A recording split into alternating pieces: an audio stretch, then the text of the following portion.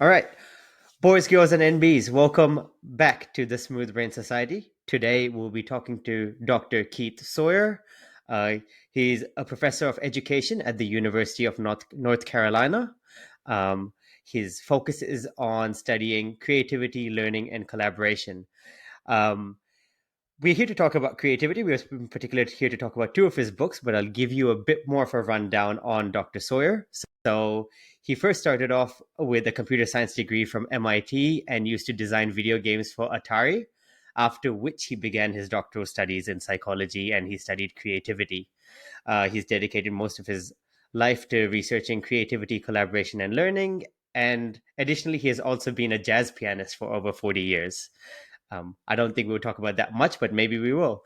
Uh, Dr. Sawyer has published 20 books and over 120 scientific articles, and his work has been cited over 30,000 times. His research has been featured on CNN, Fox News, Time, New York Times, Wall Street Journal, and other media. So it is a great pleasure to have you on, Dr. Sawyer. If we can call you Keith, then I'd like to call you Keith for the rest of the interview. But thank you for coming on to the Smooth Brain Society. Oh, thank you. It's great to be here. And for those of you who don't know, we always have a co-host on, and over here I have Amir back on as co-host again. He doesn't know much about PhD in psychology, but he is a computer scientist, well, specializing in artificial intelligence.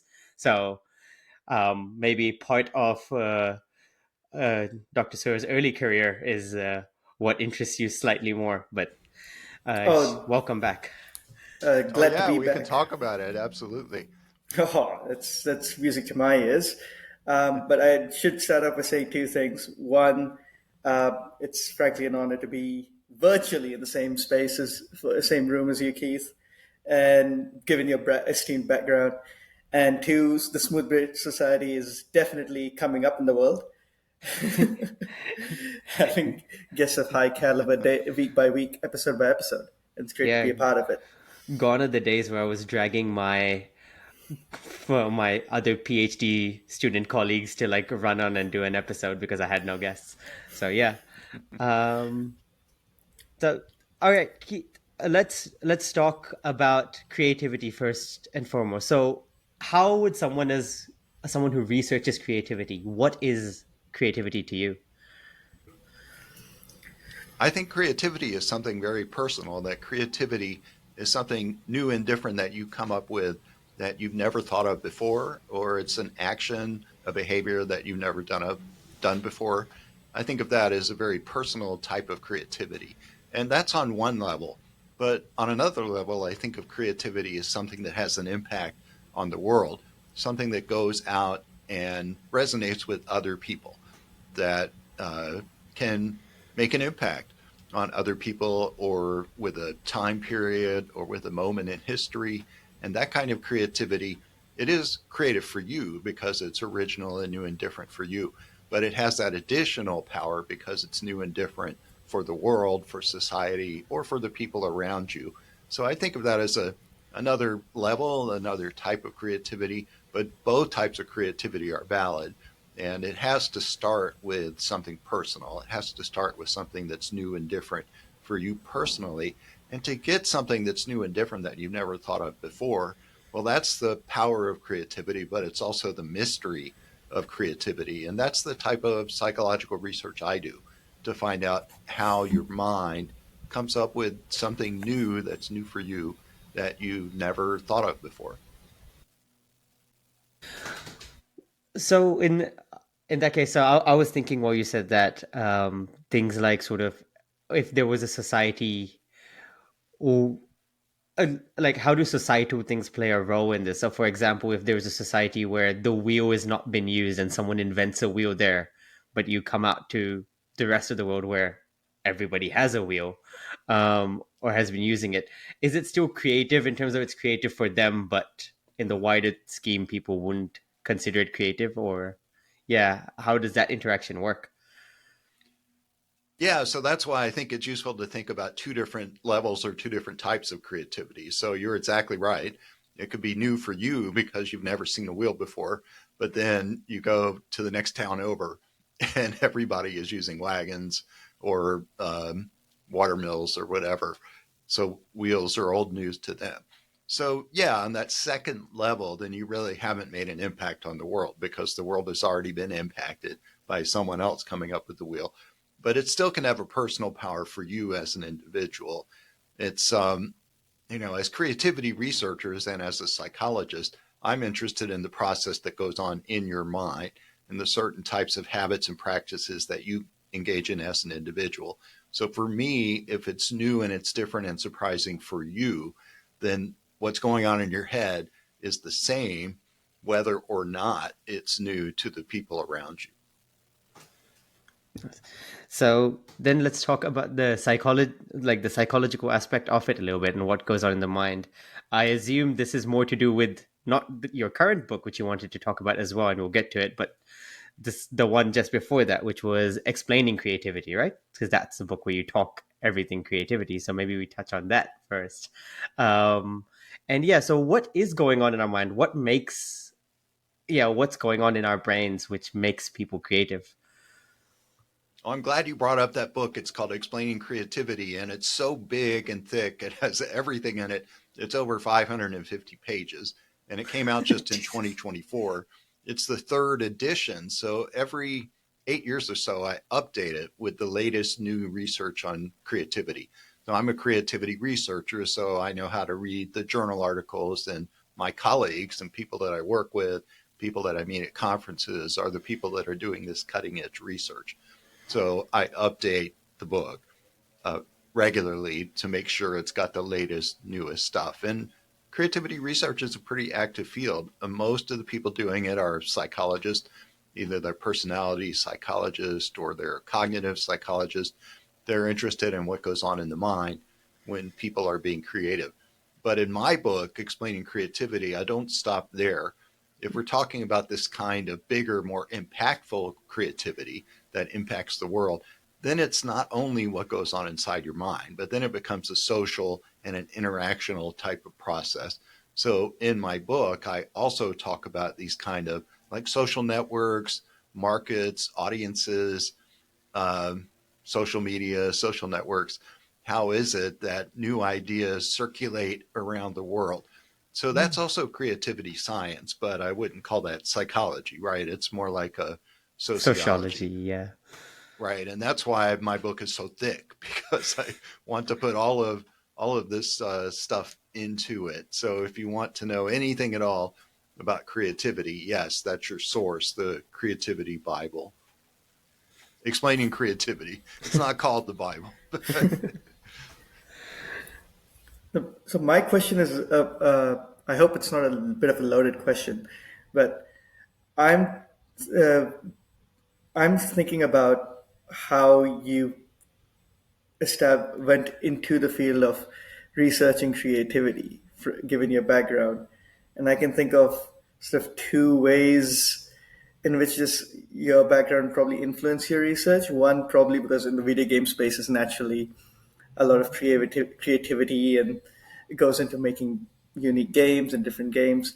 And the other aspect of it is the people who interact with video games, i.e., well, generally speaking, is children who, um, well, at least when I was young, you discover, when I was a kid, you discover these new things and you're excited and you think this is something someone's probably never come up with. And then your parents go, oh, yeah, they just sort of display some excitement for you, but yeah, you've invented the wheel there, buddy. It's been done and dusted. So what pushed you towards or piqued your curiosity in this in the field of creativity? I had a pretty unusual background compared to most of my creativity research colleagues are pretty straight up psychologists and they had a career. They got a undergraduate degree in psychology, then they got a PhD in psychology. They do psychological research. My undergraduate degree was in computer science at MIT, and I did artificial intelligence, as a matter of fact, artificial intelligence of the 1980s variety. So, very different kinds of technologies, but I'm happy to talk about that as well. And then I graduated and I got a detour from artificial intelligence because I had this opportunity to work at a small video game company. We did a lot of Ataris hit video games. And if anyone knows about Atari, they were in the late 1970s. They were the company that did the home video game player that you could put cartridges in. It was called the VCS, the video cartridge system, video game cartridge system. So yeah, that was the world that I lived in. And then I became an artificial intelligence management consultant in the 1980s, where I worked for big corporations. That gave me an understanding of business innovation and a technological innovation that I think a lot of psychologists don't necessarily have that business experience. So all of that, I'm thinking, I'm not a psychologist. I don't even know that there's a field of research called creativity research. But in my late 20s, I just sort of burned out as a management consultant, and I got jaded about making corporations just a tiny little bit more efficient with computer technology. I didn't feel like that was really making an impact on the world. And I'd always been academically inclined. I wanted to get a PhD and become a professor. So when I went to the University of Chicago, my idea was to study group dynamics and social interaction. I was interested in language use, how people talk to each other. And that led to my research on Chicago improvisational theater as a form of improvisational conversation. But I still didn't know that there was something called creativity research. I thought I was going to be a linguist, I guess, sociolinguist. But at University of Chicago, there's a legendary psychologist called Mike Csikszentmihalyi, or Mihai Csikszentmihalyi. It's a Hungarian name, and he's passed on, but he was famous even at that time in the early 1990s as the originator of the concept of flow, the psychology of peak experience. And that concept has really had legs. Even today, people know what flow is. And he was the originator of the concept. And he also was a creativity researcher, because it turns out that when people are in the flow state, they are more likely to be creative. And I took a class from him in my first quarter at University of Chicago. It was called The Psychology of Creativity. And just because it had an interesting title. And that was the beginning, when after that I was hooked. And I said, oh my gosh, this is how I can study improvisational dialogue between people. And it helped me understand my own experience as a performing jazz musician, where this interactional dynamics of members of a jazz ensemble has a kind of dialogic conversational dynamic to it as well. Nice. I think those journeys are better than the ones which are just like, oh, I did undergrad in this, and then I did a master's in this, and then I did a PhD in this, and it was all the same thing. Sounds a bit like your journey, Asa. Just a Yeah. little bit. um, but can I ask you, because you mentioned flow state and creativity, could you explain to someone who does not know, myself, what the basics of the theory are? Maybe that might help us in the conversation going forward. Oh, absolutely. So it started, now there's a movement that's pretty well established called positive psychology, Yeah. the focus on fulfillment and what is it that leads to a good life.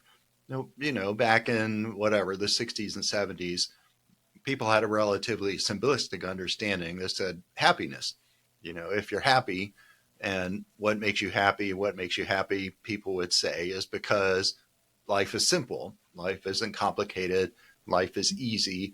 And if you're not stressed and you don't encounter any difficulties, then you'll be happier. And that was the understanding of happiness at that time. But Csikszentmihalyi didn't think that was what was really happening, because if that's your definition of happiness, is that life is simple and you're never challenged, then sitting in front of the television all day long, you should be the happiest person. Or playing video games on your computer all day long, you should be the happiest person. But his research wasn't finding that. He was finding that peak experience was coming when people were engaged in a challenging task, when they actually were working hard. So sitting on the couch and playing a video game was not peak experience. And that's what got him excited. He actually, in his youth, was a mountain climber in the Alps. And you ask this kind of cliche question, which is, why do you climb to the top of a mountain? And the answer is something like, because it's there. So that's, I don't know, a little bit humorous, but Csikszentmihalyi wasn't satisfied with that. And what he thought was people climb the mountain because it's a challenge and they get into a peak experience. So if you're a mountain climber, imagine climbing up the cliff face. You don't climb up the cliff face that you've done 100 times that you already know how to do. You pick the cliff face that's a little bit harder than what you're used to, that's going to challenge you. So that gets you into the flow state. What it is, it's a balance of your skills and your abilities and the challenges of the task. And the very simple, the flow curve or the line goes up. And that's the process of learning and development. That as you increase in your skills and your abilities, you need to increase the challenges as well to keep yourself in this flow state. So people who are seekers of the flow state, they are constantly learning. They're constantly advancing their skills because the pursuit of flow leads you to increase the challenges and increase the skills both. And if you think about all that, that's something you're doing for the task itself, for the enjoyment of engaging in the task. You're not doing it because you're going to make a bigger salary, although in many cases you do. You're not doing it for pride or for an award. You're doing it because the task itself is so fulfilling and so enjoyable that it's a peak experience for you. So it's motivating in and of itself. And the term psychologists use for that is intrinsic motivation, meaning inside of yourself. And you contrast that with extrinsic motivation, which is your salary or someone being impressed by you. Or I don't know, if you're heterosexual male, women, liking you or whatever, that's extrinsic motivation. But the intrinsic motivation is when you do it for the sheer enjoyment of the task. I remember this meme. I don't know if you've seen it, but I've used it once or twice while teaching when I was talking about motivation, where there's this person jogging, and it's like sometimes you find motivation, and it's them just running, and then the picture expands, and there's a bear chasing them, and it's like sometimes motivation finds you. So that's the intrinsic I versus like it. extrinsic motivation. I guess you would say that's extrinsic motivation, right? You're doing it for not the reward, but for the absence of death. So these challenges you describe, would it be sort of a challenge that is just beyond the potential skill level of the person in pursuit of that challenge? Because I assume there's a threshold, right? Because imagine if for example, in sport, if I want a challenge, I'd probably want to play against someone who's slightly better than me to test myself versus someone who's an absolute pro who's going to beat me 10 out of 10 times. Exactly. So there are two ways you can be out of the flow state.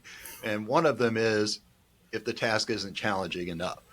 And Csikszentmihalyi called that boredom. You can call it whatever you want. But if the challenge is not greater than the skills you have available, then it's just not interesting. It's not challenging. So that's boredom. But if the skills that you have are not up to the task, if the challenges are too great, then it's frustration and anxiety. So you're not in flow there either. So there's like a flow channel, I guess you could say, where the skills and the challenges are balanced. And, frankly, not all of us are in control of our lives so that we can choose exactly how much challenge we have. Sometimes the world just puts on a difficult challenge and we get anxious, and what can we do about it? We can either get away from that challenge or we can increase our skill level. But sometimes, you just don't have that option either. So not everyone in the world is in control of their own lives enough. So not, flow, we shouldn't be, I don't know, too, I don't know, say too many only positive things about it, because maybe it is for privileged people or people who are in control of their lives.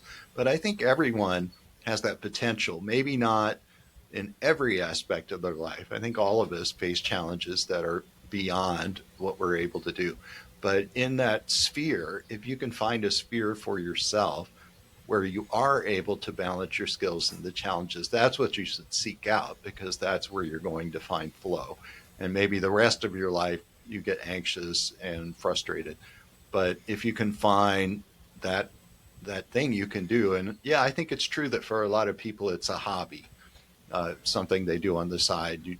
It's sad, but maybe you don't get that flow experience at the work.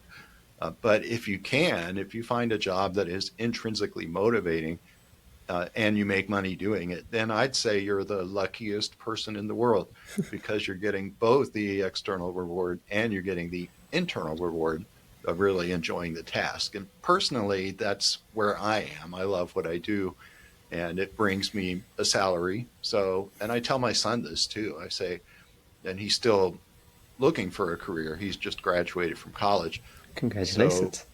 yeah, and but not everyone is able to choose a career where they get into flow. So then, in that case, yeah, you would choose something else in your life, and I think that's why people seek out hobbies. Honestly, That's a very good point. I want to pick this a little further in terms of like the cognitive side of it. So, like you said, creativity might not be for every task. It might be for certain tasks. That's why there's hobbies and certain hobbies which people do, which they're good at, others which they're not good at. So then they stick to ones which they're good at. But in terms of the brain or in the mind, does this manifest in different areas of the brain, or is it sort of like one area regardless of whatever task you're good at, bad at, which is sort of more important in sort of the idea of creativity or being in that flow state or performing well when in that flow state? yes. So I understand it's a good question, and I've looked at it, your podcast, and you have a lot of episodes on neuroscience. I'm not aware of any research that associates the flow state with a specific brain region. Mm. And I think it's because it's a whole brain phenomena. Okay. That, I mean, you can imagine the state. You're engaged in a task. The task is probably fairly challenging and complicated. Uh, Yeah. then you have your skills, and your skills typically are whole brain when you have a Activities. Yeah. cognitive expertise. Um, I mean, there are some, thinking, but imagine if you're a mountain climber and you're in the flow state while climbing a mountain, would you really think that's in one region of your brain? No, I think it's more of a whole brain phenomenon. Yeah.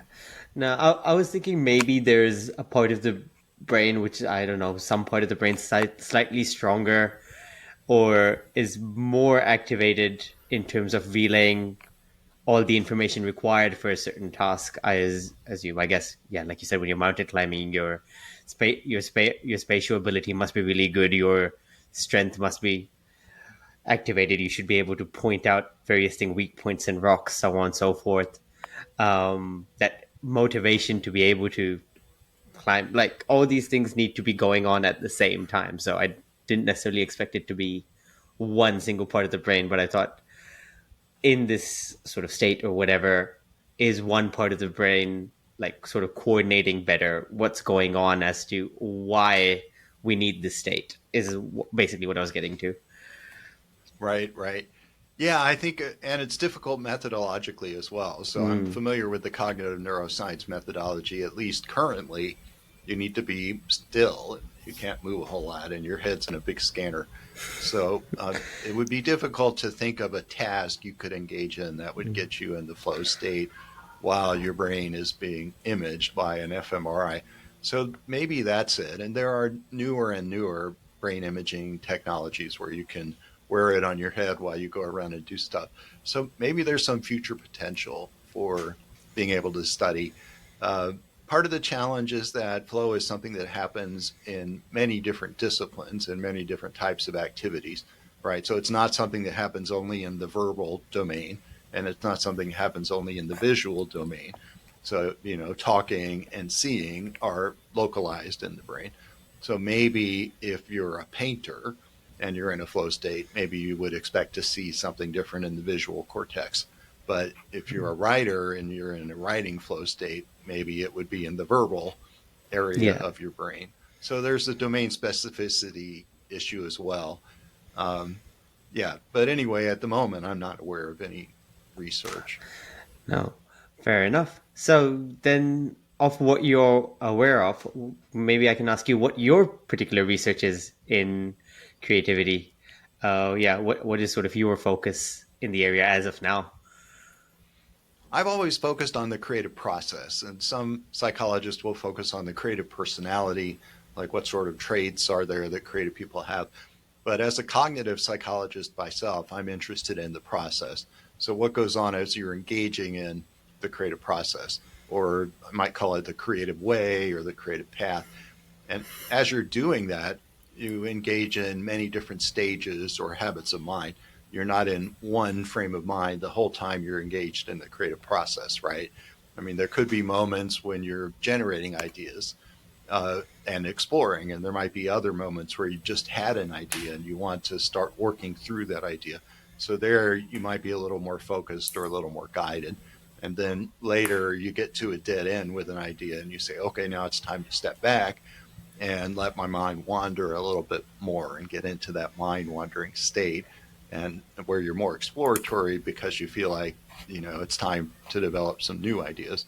So there are all these moments in the creative process that psychologists study. The most simplistic would be you're working hard on a task and then you take some time off, and as you're taking time off, and people do things like exercising or gardening or cooking, where your mind is no longer engaged in the task that you had been engaged.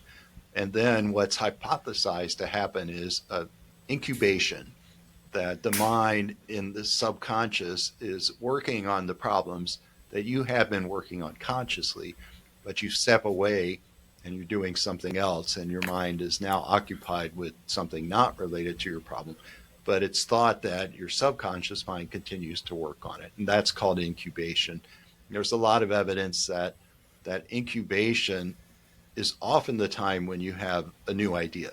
So ideas basically pop up from this incubation. So you think incubation on the cooking metaphor, it's the back burner, I guess, and then new ideas coming out of this. So this is why you often hear stories of people talking about insights coming to them where they're not actively engaged in the task, right? They have an idea while they're on the bus or while they're exercising or while they're cooking.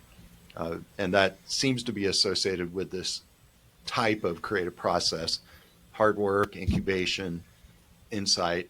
And then you get back to the hard work. You say, oh, I had this great idea. Now I want to go work on it. And then it's much more conscious and focused. So yeah, that's my interest, is this nature of the creative process. What are the mindsets that are involved and how are they sequenced together over time? Yeah, when I'm doing when I step away from a task I'm told to do, I get told I'm procrastinating. Well, yeah, instead of actually, well, You might be. but I'm actually just letting the uh, subconscious work on it, aren't I? They don't get it. People don't get it. Everyone has a way in which they do their things. You know. Yep. right? Yeah, so you might be procrastinating, but I think creative people or people who've learned how to master this creative process, they become pretty good at understanding themselves and understanding the process that's going on in their own mind. So they're able to switch when they get to a point where they encountered a dead end. They can see that in themselves. So they have a certain kind of self awareness, or we might say metacognition, that prepares them to change what they're doing at that moment in the creative process. So when they take time off, it's because they are aware about themselves and they realize they need to stop and take time off.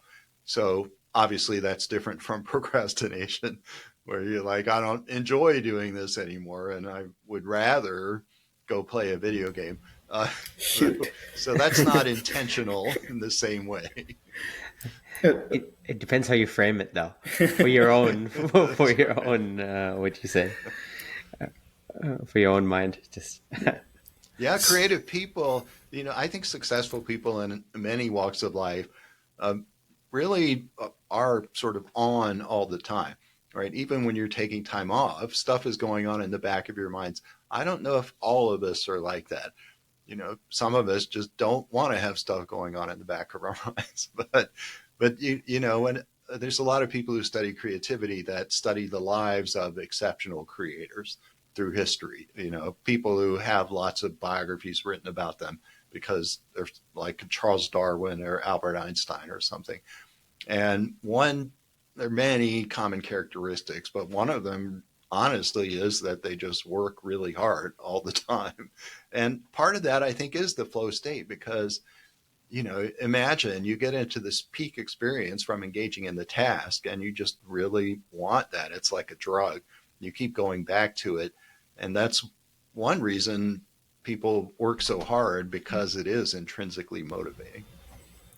So this has brought a question to my mind.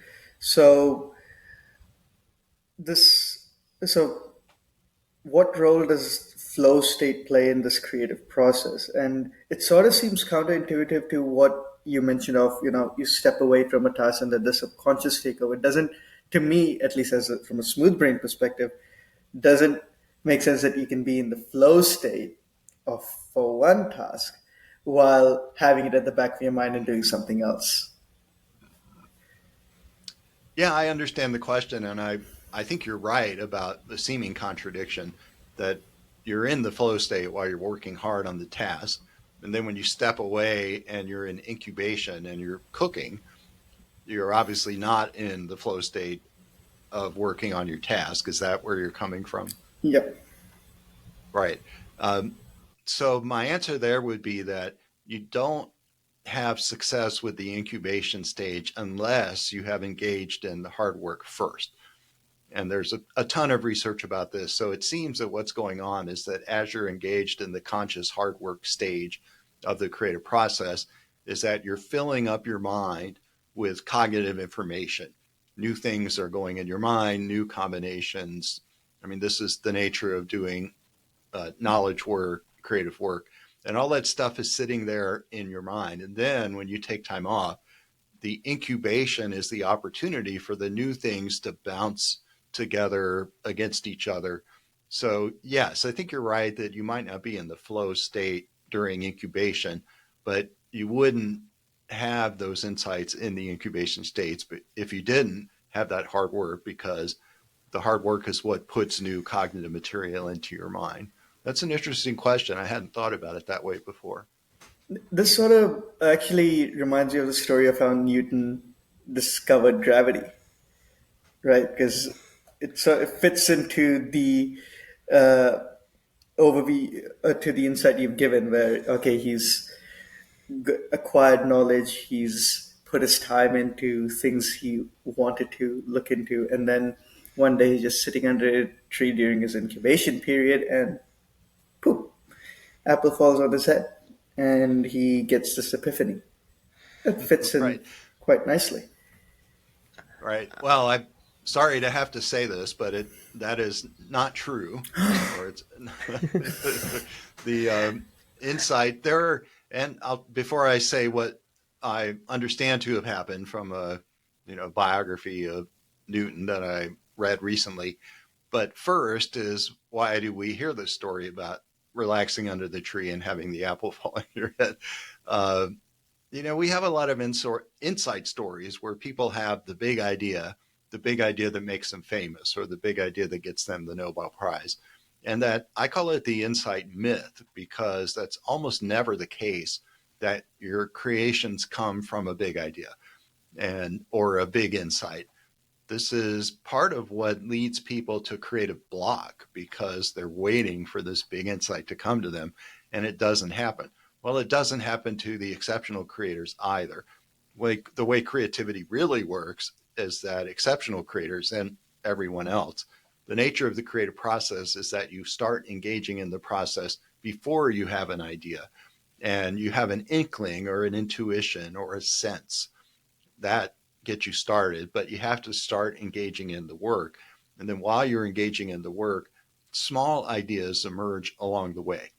Rarely is it one big idea, but you have these small insights or these sparks of ideas. And what makes creative people creative is that they're able to put together many different sparks that they're having throughout an extended process. And they're able to combine all these little ideas and these little sparks to come up with something that at the end is bigger and more impactful. Yeah, it's almost never the case that there's a big insight. In a book I wrote called Group Genius, which is about the power of collaboration and creativity, uh, I actually did research onto these inside stories. And almost any time you scratch beneath the surface of the inside story and you find out that it actually isn't true. But I think we tell these stories to each other because it reinforces the myth or the mythical narrative that we have, that creators are exceptionally creative because they're good at having these big ideas. And then you tell yourself, the reason why I'm not creative is because I don't have the big ideas. And if I one day, if I had a big idea, then I would be creative. But I'm not having the big ideas, so therefore I'm not creative. So that's a myth. And I think it's a dangerous myth because it leads the rest of us, the people who don't have big insights, it leads us to think we're not creative. But no, even the famous creators don't have big insights. So the myth, I think, is, I don't know, debilitating because it makes people think I'm not creative because I'm not having the big ideas. The way to be creative is to start engaging in the work, to start engaging in the process. And then what happens is that ideas emerge from engaging in the process. So, yeah, I guess that's like maybe my most important take home message for listeners is don't wait for the idea to get started. Just start doing the work and the ideas emerge from the work. So I don't know if we need to talk about what actually happened with Isaac Newton, but the message for you is the big insight myth, the big insight narrative is largely mythical. I mean, yes, there are occasionally people who have the one big idea, uh, like Alexander Fleming and penicillin. I think that's a good example. But most cases, the creative ideas emerge from engaging in hard work. You're letting the truth get in the way of a good story over here. Um, But it's a fascinating story. So imagine, okay, I'll just imagine that you are a scientist at this time in the universe, and you are used to thinking that the Earth is the center of the solar system, and you have a model. I don't know, have you ever seen these sketches that they have I've all seen these Yep, Nicholas that circles, was Copernicus's model and some of the other ones. Copernicus's. Yeah. Yeah, yep.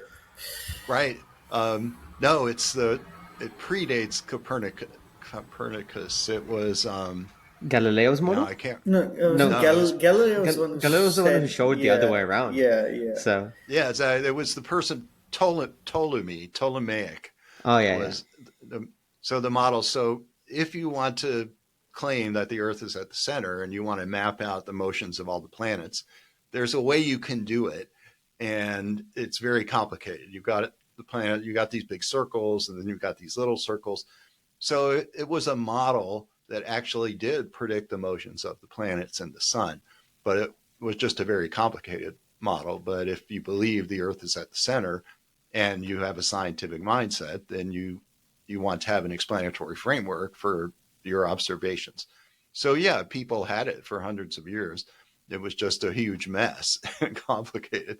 Uh, and then, gradually, yeah, Galileo and some other people convinced, all the scientists that no, the sun is at the center of the universe, and it actually was a much better explanatory framework, which is one reason everyone switches to it, because now we don't need all these complicated circles and rings. But then, let's say you agree the sun is at the center of the solar system, then it raises a really big question, which is, why don't the planets fly out into space? Why are they going around in these circles? Right? You don't know why. It's just happening. And Newton was the one who calculated the formula for the planets, but he didn't call it gravity. He's like, I don't know why this is happening, but this is the formula. You tell me why the planets are doing it. And then he was the one. Now, everyone, for all of recorded time, we know that apples fall to the earth, and we were calling it gravity. We had a word for it. But no one thought the planets were staying close to the sun because of gravity. They thought that was some totally different force. Apples fall to the earth. We've known that forever. That's gravity. Now we know, for the first time in the 1500s or whatever, now we know that the planets are going around the sun, and there must be something keeping them near the sun. So Newton was the one who said it's the same force, and he calculated the formula, and then he calculated the formula for the apple falling, and the math was the same. So it was a pretty convincing argument for the claim that planets are going around the sun for the same reason that the apple is falling to the earth. So, I mean, the story was more complicated, but now that I've told that story, right, it's a more complicated story. It's not really a story of a big insight. Yeah. It's a story of hard work and observation. And there were a lot of people in Europe. Newton said it's gravity, and they said, "You're crazy. We don't believe in invisible forces." They said, Newton, you're not being scientific. You're hypothesizing this crazy invisible force that is so not scientific. We don't believe you. Right? But then I guess they tested it over time and the formula held good. Right. That's why we still have And it the today. formula works out. Yeah, Yeah. so it really was. I mean, imagine, I think about this too, and it's so amazing. It makes me want to cry. Imagine if you were the first person to calculate that formula, and you're like, holy shit, it's the same formula. I mean, imagine that. That's pretty powerful.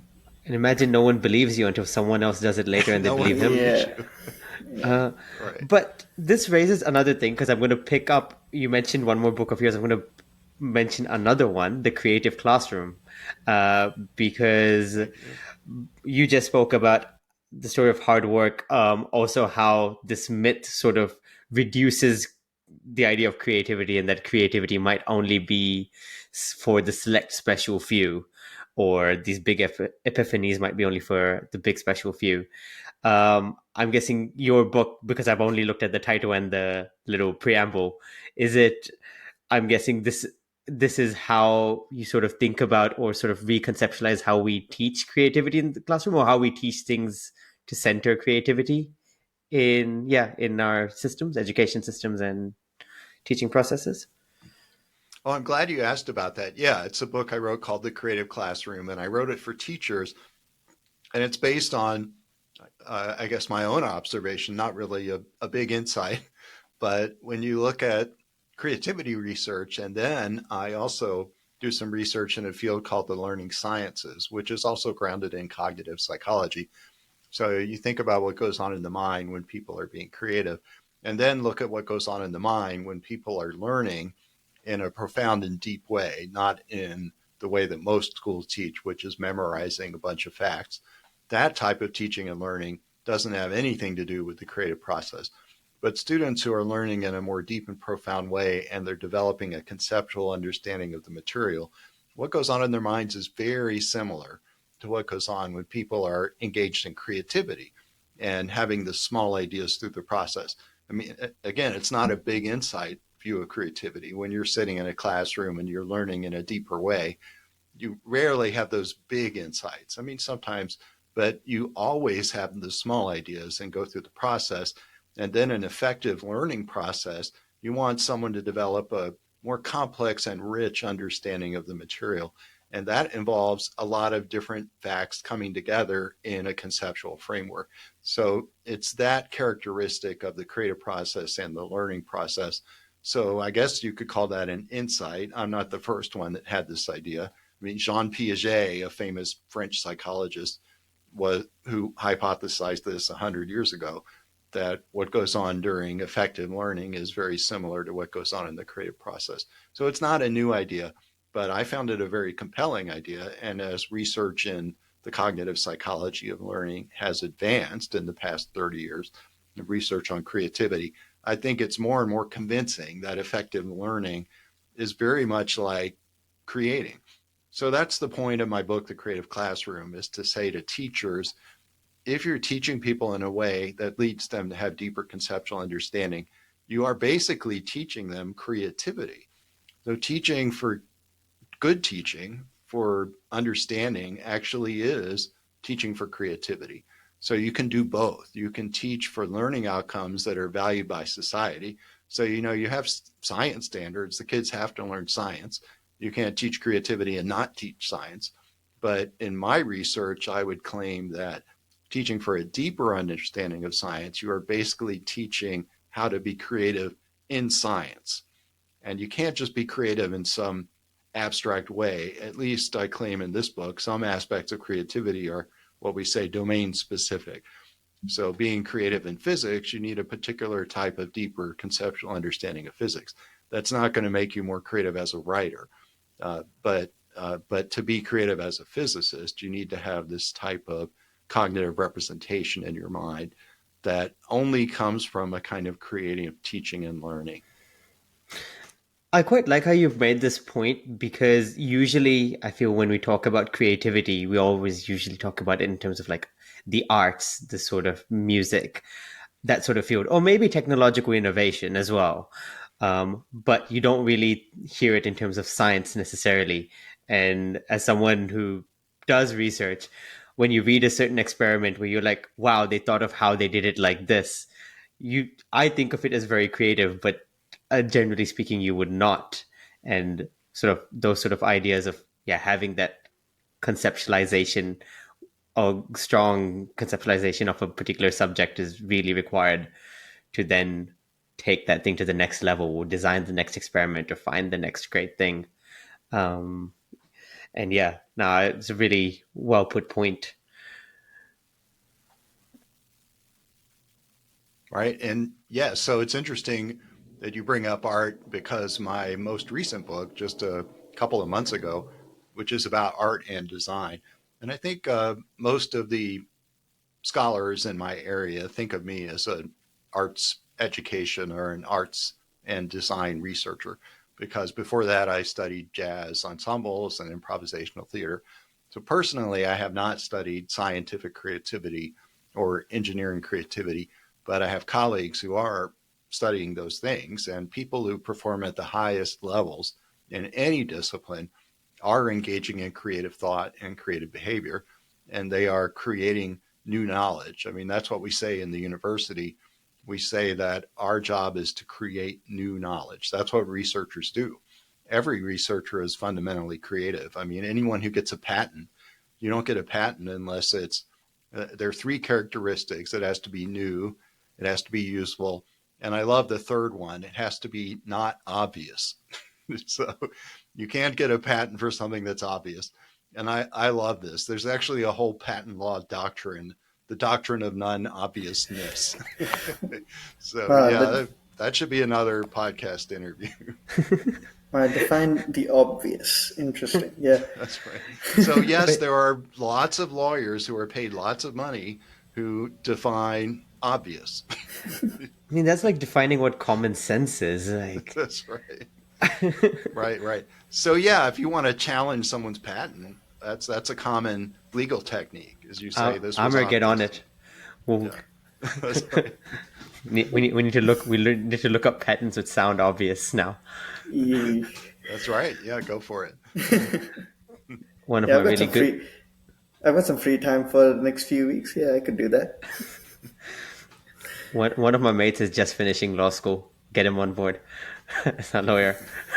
Oh yeah, IP law. Get him into IP law. Oh, Uh, that's intellectual property, IP law, patent law, copyright law, and trademark. No, but awesome. You mentioned the book which you just wrote. Let's talk about it now for the last 15 odd minutes. So, um, the title of the book is Learning to See. So could you tell us what you mean? Why the title? What's the book about? I mean, you touched on it a little bit, but yeah, if you could go in more detail.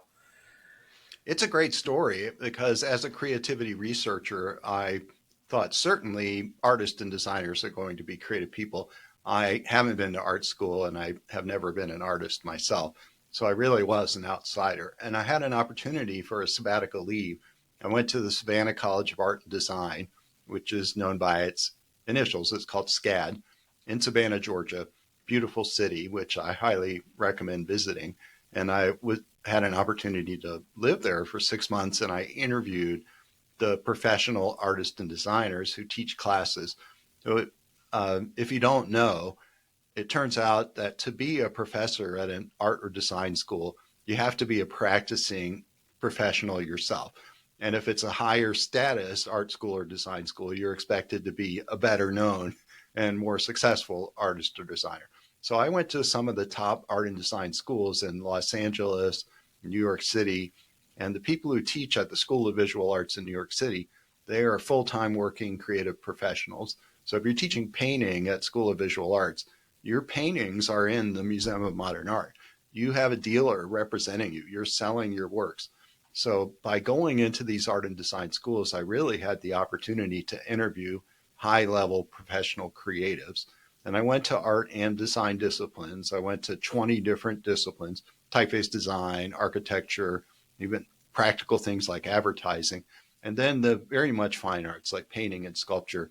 And what I wanted to get at was the shared underlying essence of the creative process in the visual arts. So that's one take home message, is that yes, there is a shared essence of the creative process. So whether you're doing architecture or advertising or painting, you're doing very much the same things in your daily practice and in the way you see the world. And then now imagine that you have to teach these undergraduates and these master's level students. Your challenge now is to teach them the same practices and mindsets that you have mastered to be a creative professional. And it's hard to do that. I mean, it's easy to teach someone how to hold a paintbrush and how to mix paints, but that's not what you do in art school. You have to learn something much more elusive and profound. And many of the people I talked to said the hardest thing we have to teach these students is how to see. They don't know how to see in a way that's going to prepare them to be creative. And as a matter of fact, everyone I interviewed hated the word creativity, because I went in and I introduced myself. Hey, I'm a creativity researcher. I've written books about creativity. And that was kind of that's what made me legitimate, right? That's why you would talk to me. These people are famous. They're not going to talk to just anybody. But I had access because I was a creativity researcher. And that's how I'd introduce myself. And the first thing they would say is, I don't teach creativity. Don't say creativity. And then they would say, I don't think I'm creative. I'm like, what? You're like famous painter person in New York City. I'm not creative. I don't teach creativity. So I would say, well, what's going on? What are you teaching? And they all said, I'm teaching students how to see. So that's where I got the name of the book. I was going to call it Learning How to Create. That was the working title of the book when I started. And every artist I talked to said, no, don't use creativity in the title. Don't call it Learning to Create. But I was the one who came up with the title Learning to See, because that's what they told me. They say, that's what we're teaching. We're teaching people how to see. That's a very good point. And I remember talking to, I do not know if this professor is in your field, but Vlad Glavino from Yeah, Dublin City, absolutely. Ireland. So I was speaking to him. I met him and spoke to him, and he was talking about doing some work around Easter egg paintings in Eastern Europe, and how each Easter egg has, like, people who paint them have different designs and intricate patterns. And for someone on the outside, he said this is all very creative, but all these artists always said, no, we don't think we're creative. We're just doing what we learned, or or what we feel, and there's a process to it and everything. And I guess it's the same sort of idea of people. I guess these artists which you met, talking about them not being creative but seeing things differently. Oh, interesting. Yeah, I understand. But I think they're different phenomena. So I'm familiar with this, and I have a chapter about this in my book, Explaining Creativity. And it's associated with a lot of traditional and culturally embedded art forms. There's very much a desire to continue the tradition, so that there's a certain set of practices that are very much part of your cultural identity, and and you want to be consistent with those. So that's common in many traditional craft forms or art forms, that there's a continuity, and continuity is valued. Tradition and continuity are valued. Whereas in a lot of Western art forms, what's valued is breaking with tradition and being the first person to do something completely new. So, yeah, a painter in New York doesn't have a value for continuity with any other painter in New York or with painting that happened in the 1950s. We don't care about that. We want to do something totally different. So they are different cultural conceptions of creativity. So that's what I think is going on with the eggs. It's that type of cultural tradition where you have a value for tradition and continuity. That's not why painters in New York say they're not being creative. And why do they say that? I think it's very subtle and it's hard to get at completely. But I think what they're seeing is that they're seeing the mythical view of creativity as being in a big flash of insight, and then a big flash of insight that then you execute. So there's this mythical view, which every painter tells me is wrong. The mythical view that you have a good idea for how to make a painting, or you have an idea for the image of what you're going to paint, and then you go and paint it. So there's very much a linear process that you have the idea and you paint it and it's done, and then you put it up on the wall or you sell it to someone. So that's a view of painting that a lot of people have. It's kind of like the apple falling on Newton's head. It's that inside myth about creativity. And the painters and architects and designers I talk to, they're just as critical of the insight myth as I am and other researchers, because they know from their own practical experience that this is not how successful creativity works. And what they tell me is when their students come in to art school, the students are working from this linear inside view of creativity. Even though they're very gifted and they're very talented, you don't get into art school unless you submit a portfolio of work. So you are technically quite gifted already. But according to the professors I talk to, the students still come in with this linear insight model. When what's going to lead to the most exceptional creativity, the most surprising and new creativity, what's going to lead to personal growth for you is discovering something that's new for you, discovering something that you didn't expect, an accident or a surprise. And how does that happen? The way that happens is you start engaging in the process of working before you have an idea. And then you engage in a dialogue with the materials and you let the materials lead you. And then ideas emerge from working with materials. So I think painters would say that that process is creative. But I think the reason they reject the word is because of its association with this notion of having a big insight. So while you were explaining to us the contents of your book, I was trying to make parallels to studies, but the highest level of education in the field of science, where initially I thought, oh no, it's about a lot. It just follows a linear model. But the more I thought about it, at the highest level, when you are doing a thesis at a master's level or at a PhD level, you are implicitly or explicitly thought to be encouraged to be creative and try and explore different avenues. So my question was going to be how different is how different is the process of these educators teaching creativity from this domain of arts and design versus the creativity in the sphere of science. But now my question is, how similar is it? Is it very similar? Is it near identical? Is it? I would really like your thoughts on that. I think it's very similar. And I have to say, I haven't studied the creative processes of working scientists, but I've talked to many of them.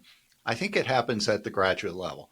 So if you're in a PhD program and you're apprenticing with a research lab and your goal is to become a researcher, now what researchers do is they discover new things and they create new knowledge. The professors I've talked to who are teaching at the highest level, the PhD level, they actually have told me that their students come in not knowing how to engage in this type of process. And what they'll often say, they don't always use the word seeing, learning to see, but they often use the word thinking. They'll say that the students don't know how to think. So I interviewed a chemistry professor at University of Edinburgh, and he teaches PhD students in chemistry. And you don't get into that program unless you have very high scores on the chemistry exam. So you know a lot of chemistry. but he would say, but they still don't know how to think like a chemist. And of course, I can't tell you how a chemist thinks because I don't know anything about chemistry, but the language is very similar to what artists and designers say. The ones who talk to me, in addition to saying we're teaching students how to see, they also say we're teaching students how to think. Now, and what does that mean? So then I'm an education researcher and a creativity researcher. So my first question is, well, how do you teach them how to think? And that's why I have a whole book about it, because it's actually fairly complicated. The first thing, which maybe would seem kind of obvious, you can't lecture at someone and tell them how to think. So you think, well, why not? Can't you just give them a lecture and say, to be a good chemist, here's how you think. 1, 2, 3, 4. To be a good painter, here's the process you're going to follow. 1, 2, 3, 4. And that's how you think. And no, everybody says, no, that doesn't work. Telling people has no value. You can't teach someone how to see or how to think by giving them a lecture. And you can't teach them how to do it by showing them creative works by other people. So yeah, so you go to a museum and you look at lots of paintings by really talented painters. That doesn't teach you how to see, and it doesn't teach you how to think. So what will is engaging in the process, but under the guidance of a very experienced creator. And the process that these exceptional artists and designers, the process that they use with the students to guide them through a studio process, it's actually quite complicated and advanced, and it's highly articulated. And that's, again, why I have a whole book about it, because it's very sophisticated and they've gotten very good at doing it. I only interviewed professors who had almost 20 years of experience teaching in art and design. I think something very similar happens in the hard sciences, science and engineering, and it's a type of pedagogy that's usually called project-based learning. And there are a lot of learning scientists who study this in science and engineering. And we know a lot about the best way to structure these kinds of projects that you want students to engage in. They engage in the project in such a way that they do learn how to think, like a physicist or like a chemist. The problem is that so many universities at the undergraduate level don't use project-based learning. They lecture. You'll sit in lectures for 4 years as an undergraduate, and then you take the test at the end of the semester and you get A's on the test, and then you take the entrance exam for graduate school and you get A's on that. But at no point have you ever engaged in the practice of chemistry. So you're not going to learn how to think like a chemist, because what makes you a chemist isn't that you're good at memorizing stuff. That just makes you do well in the chemistry exam. What makes you a good chemist is learning how to engage in the practice of chemistry research. And that's what these professors are talking about when they say think like a chemist. They mean think like a chemistry researcher, someone who actually discovers new things in chemistry. And that is a fundamentally creative process. Uh, a couple more questions before we sort of run out of time. One is, where where does this come in? So you spoke about teaching or learning how to see, but if a professor is teaching you how to see, do you end up seeing what they see as opposed to learning how to see another way, if you know what I mean? And I'm trying to juxtapose it to the traditional idea of keeping a tradition and being creative within it, and therefore being very traditional, versus like you said, Western ideas of art where you're encouraged to break free or think of something completely outside the box. If someone who's been teaching you their way of seeing, how are you breaking outside of that box? Yeah, I think I would say it might sound maybe a little bit imposing or controlling to say I'm teaching students how to see and think like I do, which is not exactly what's going on, although maybe a little bit. But what I think is going on is that uh, we're trying to help students fully realize their own potential creativity. We're trying to guide them through a process of personal growth, because what happens with many of these students is that they don't yet know how to see their own work. They don't yet know how to see themselves clearly. They don't understand what they're doing and what they're trying to do and what they're doing means. So really you're helping someone understand themselves and when you're teaching someone how to see. And that's a very powerful thing. And it's not someone imposing a vision on you. It's someone helping you to become more like yourself. So that's a little bit what I find when I say learning to see and learning to think. It really is a process of personal growth and personal transformation, certainly in art and design. I don't know if that's the case with chemistry and computer software development. Are you understanding yourself better when you become a better software developer? Probably not. Maybe that's unique to art and design. But what's shared is the nature of the process of working, which goes all the way back to the beginning of our interview and what's interested me about creativity from the beginning, which is the cognitive nature of the creative process. So even though, I guess I'm coming back now, even though the artists and designers talked to said, we're not teaching creativity, what I see is that they are teaching students to engage in a type of creative process that is very consistent with all of the research we have about how exceptional creators make things. I think that's a beautiful full circle to finish on. Amr, do you have any final thoughts or questions? I had a lot of questions, but I think that's a good, as you said, that's a good full circle position to stop on. You know, So, Keith, I'll Good, leave it good. to you for the last bit. Is there anything which we haven't touched on which you'd like to? Otherwise, I'll ask you to give your final thoughts on the book and a final message for our listeners. Well, thank you so much. Creativity research is so rich and there's so much to say. And I think we've covered a lot of ground. Thank you. Yeah, we covered a lot of things. Like we touched on at least five different books and not in any great detail. So maybe we need to have you back on to talk about a particular book in particular detail. But thank you so much for coming on. Great. And Thank you. thank you everybody as always for listening. If you enjoyed, please do like, subscribe, share this episode, all those things. Really appreciate it. And yeah, until next time, take care. Goodbye.